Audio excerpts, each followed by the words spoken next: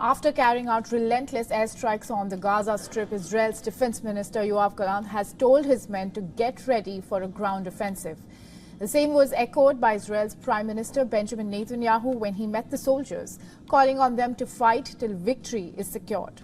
Israel has massed tens of thousands of troops along the border with Gaza following the October 7th cross-border massacre by Hamas militants. Meeting Israel's infantry soldiers on the Gaza border, Israel's Defense Minister Yoav Gallant urged the troops to be organized and ready to enter the Gaza Strip. He, however, did not mention when the invasion would begin. Meanwhile, Israel's Prime Minister Benjamin Netanyahu also met with combat soldiers at the Gaza border, and he reaffirmed the troops that the entire state of Israel stands behind them and vowed to emerge victorious after the war.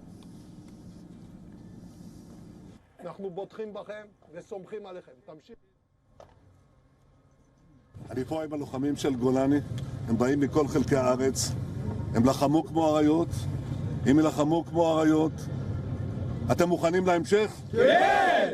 אנחנו הולכים לנצח בכל העוצמה, אתם מוכנים? כן! כל עם ישראל עומד מאחוריכם, ואנחנו ניתן את המכה הקשה לאויבים שלנו כדי שנשיג ניצחון לניצחון. מוכנים? כן! Meanwhile, as Israel continues to pound Gaza, new satellite images show a number of people taking shelter in schools and hospitals around Gaza City.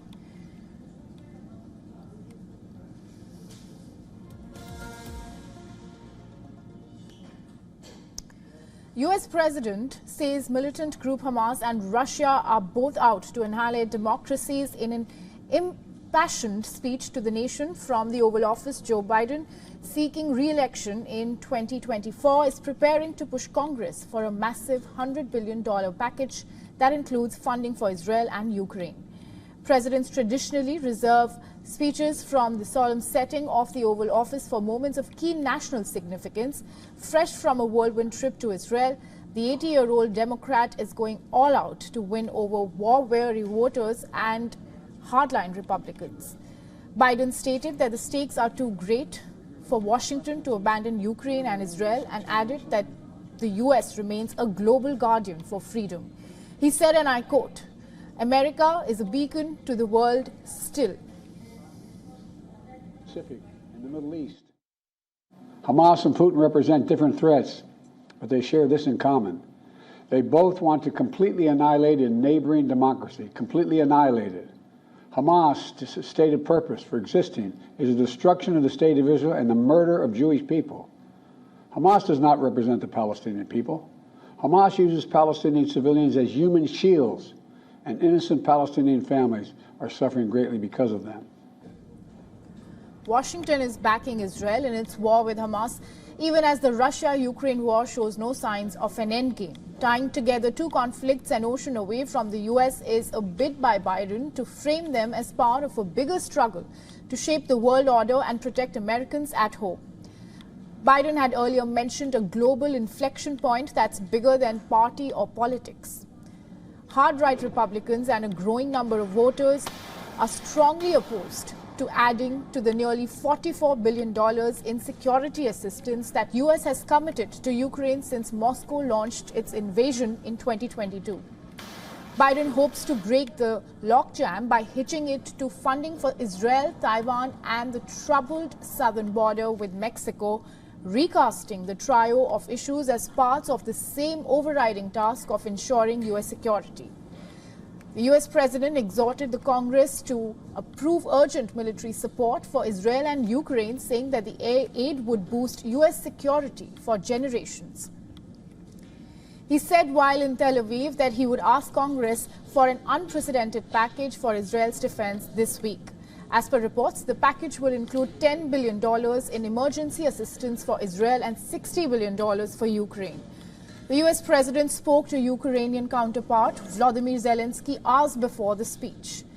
Biden has also been striking a statesman-like tone on the Israel-Hamas war with an eye on voters, where there is strong support for Israel, even if left-wing Democrats oppose his stance. Now, in Tel Aviv on Wednesday, The U.S. president backed Israel as it gears up for a ground invasion of Gaza after Hamas attacks killed more than 1,400 people. But he also brokered a deal to get some aid through Egypt into the Gaza Strip. The threat of a wider West Asian conflict, meanwhile, looms in the background. U.S. has already moved 2 aircraft carriers into the eastern Mediterranean to deter Iran or Lebanon's Hezbollah, both allies of Hamas, from getting involved.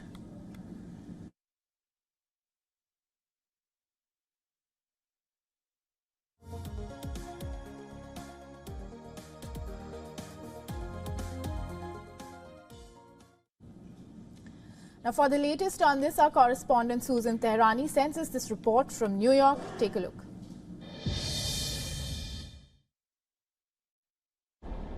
President Biden, in his address from the Oval Office, the second since becoming president, made a direct appeal to the American people, saying supporting Ukraine and Israel now will help America for generations to come. He made this speech just one day before he's expected to make an urgent request to Congress for north of $100 billion, not only for aid to Israel and Ukraine, but also Taiwan and money for the U.S.-Mexico border.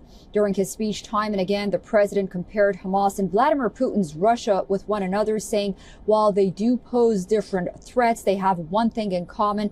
They want to annihilate a neighboring democracy. The president said that supporting Ukraine and Israel is a matter of national security. The question is whether he was able to articulate that to the American people effectively. During his speech, the president, who's clearly concerned about hate here in America, said that Jewish families and Muslims should not feel hate and discrimination against them. As the president was delivering his speech, it was reported that U.S. forces were attacked in Iraq. Susan Tehrani reporting from New York for WION World is One.